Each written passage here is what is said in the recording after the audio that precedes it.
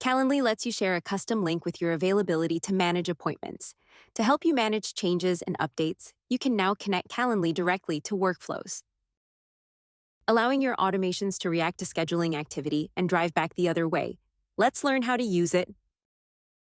In workflows, add a Calendly trigger or action. Click Connect Your Account and enter the necessary permissions to connect to Calendly. For triggers, pick a Webhook Subscription Scope, then add any additional filters. For actions, fill in the required fields and test action to validate.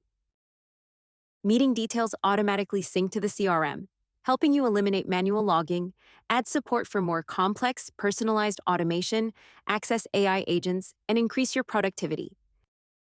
Use the added support to ensure your customers are satisfied and communication is efficient, leveraging the tools your workflows offer to create the perfect system. We hope you enjoy it.